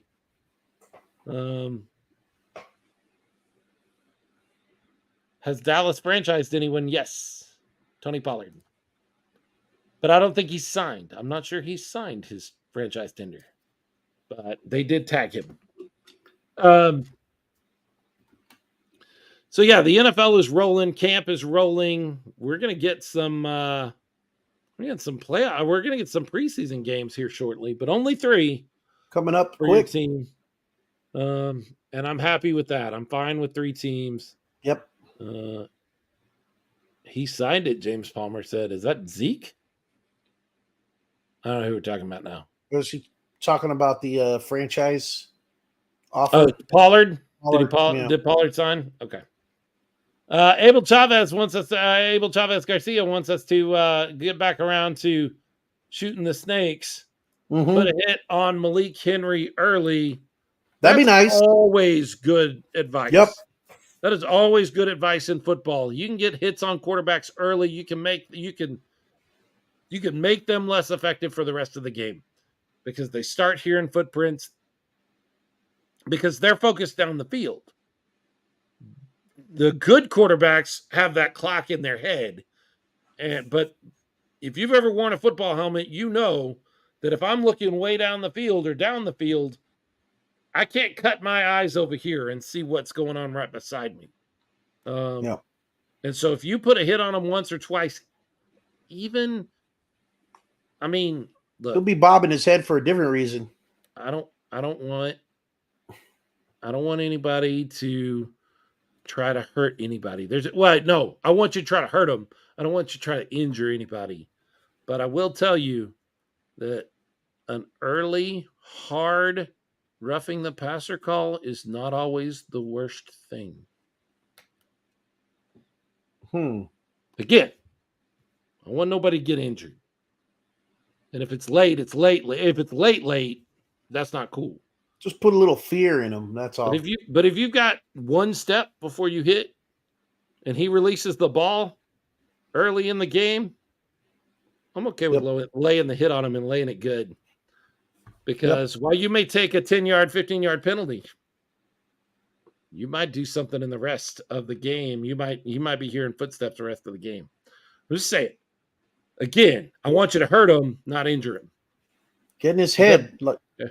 Everybody, you understand the difference, right, Leo, between hurting him and injuring him? And injury, absolutely. I mean, you're trying to hurt him. You're playing defense on football. You're trying to tackle him. You want football is a physical game. It's a painful game. You're inflicting pain, but you're not trying to make a guy where he's not able to get up and play the next play. But you just want him. You want that in the back of his mind, where like that hurts. I don't want that happening again. And then they start worrying about that more than worrying about reading their progressions or extending plays. So, absolutely. Again, a super late hit is wrong. Don't do that. But if it's one of those that's right on the edge and you would normally pull up because you don't want to get the flag and it's early in the game and you're not sure if they're going to throw a flag on it or not, I'd err on the side of going ahead and laying a lick on him. That's just me. It's playoffs, baby. That's not cheating. No, because if it's cheating, if you get penalized for it, you take your penalty. That's not cheating. Yeah, no, I got you. Playing outside. I'm just cheating. Devil's advocate here. Cheating is when your, I don't know, head coach reaches into the field to play and affects the game on the field. That would be cheating. That's cheating. Yes, you're right. Yep. But playing the game the way the game is played and doing something outside the rules and getting penalized for it and punished for it is not cheating. No. I don't know why we would bring up that situation on this show. If that would have happened.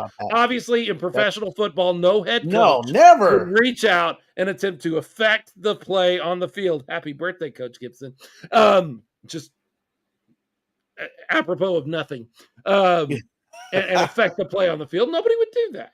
That wouldn't happen in professional football. No one in their right mind. No professional. If it did happen, any league in professional football would stand up and take a stand and make sure that everybody knew you can't do that, right? Yep, they would know that this is not okay. Kadir, Spider-Man. Oh, they're always ready to throw flags on us. Yep. We talked about that a little bit earlier. Kadir saying that a lot of what has to go right for us to win this game, and one of those things was the officiating needs to be better. We don't want to rely on that, though, because you control what Can't you control control. it. Yeah. But they need to do better. And at least there was an indication last week that they're watching for that head nod from Henry. So Looks like that's it, yeah. positive move for sure. For sure. Yep. Just win, baby. Gunslingers got to get the win against Carolina. That's all there is to it. Gunslingers going to go snake hunting in Greensboro. They're going to burrow the Cobras. You like that? They're going to burrow the Cobras. Burrow the Cobras in Greensboro. I like it. I'm down. Yeah. I appreciate that. If you are willing and able, you can follow the show on social media at Smokin Gunz Pod. That's Smokin No G, Guns with a Z, POD. We are on all the social media platforms minus Snapchat and TikTok. I am on Threads now. I don't know that I'll ever use it, but I'm on Threads. We're on X or Twitter or whatever you want to call it. Facebook is usually where we interact with folks the most. Yep. Smokin No G, Guns with a Z, POD. If you love what we do and you would love to support, there's some people that don't. Some people think we're a terrible podcast, and hey, that's okay. Nobody is forcing you to listen. Yep. Okay? But if you like what you hear and you would like to help us support the show, we pay our bills as a show, and then we do some extra stuff every once in a while with it. We have some incredible Patreons like Mo and Iris Ferrante, Herman Robles Jr., Kim and Greg Nelson, James and Jordan Stubing, Jay Washington, Gary Vaught, James Palmer, and Alfred Rodriguez. All those folks are awesome because they help us make the show go and help us make the show run. If you would like to be a part of that group and help us support the show, you can go to patreon.com/Smokin Gunz Pod. That's Smokin No G, Guns with a Z, POD. And you can support the show at a $5, $10, or $20 level. And we would appreciate it. We do have bills to pay. We do like to be able to do special things from time to time, like sending a little girl to cheer camp or sponsoring the cheer camp through the Gunslingers, which we've both done with Patreon dollars and also paid our bills as a podcast. So that's where that money goes. We're not making money on it. Neither one of us is getting rich podcasting, believe it or not. Nope. We're spending more money podcasting because we got to buy all these cool jerseys. Right? That we see on the podcast. This is definitely costing me money. Don't tell my wife. This is definitely costing me money. With that being said, I think we've covered it all. We've talked about the Gunslingers. We've talked about the Brahmas. We've talked about the NFL. And we've missed RC the whole time. RC, get better. We'll see you next week. I will be traveling next week. So I'm going to try to check in, but I may not be through the whole show next week as we talk about the Gunslingers win in Carolina. Then again, I may be so excited I just can't help it. I may show up anyway. We'll see what happens, but I will be on the road traveling.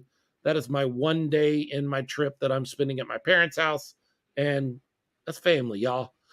So I may be just checking in for a few minutes next week, but Leo and RC will have things nailed down next week. And then we get ready for a championship game, and hopefully the Gunslingers will be joining me in ViStar Veterans Memorial Arena in Jacksonville to take on the Sharks and win that first championship in Gunslingers history. All that being said, when it comes to football, yeah, all the other places we can play, but when it comes to football in Greensboro, Carolina, and in Jacksonville, Florida, those specific places for the next couple of weeks when you talk football, I need to let you know something. The 210 has got something to say. Bang, bang.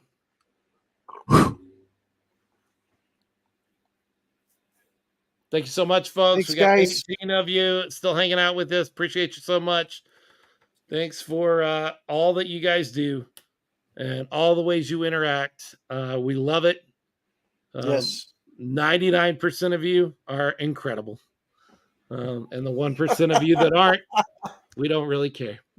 we're not going to spend a whole lot of time dealing with trolls. And I love that you guys also don't engage and interact too. I'm glad you're able to take the lead we put out there and just let trolls be trolls. Eventually they go away. Thanks so much for hanging out with us, spending time with us. Make sure you download the episode tomorrow morning when it pops up on your podcatcher. Even if you don't listen, you're like, hey, I spent all night with them. I don't need to listen to it again. Please just download it. It helps us with the numbers. Like, share, subscribe if you're on YouTube. That also helps us get the message out to more people. Appreciate you guys. Thanks so much for all you do. Thanks, guys. Good night.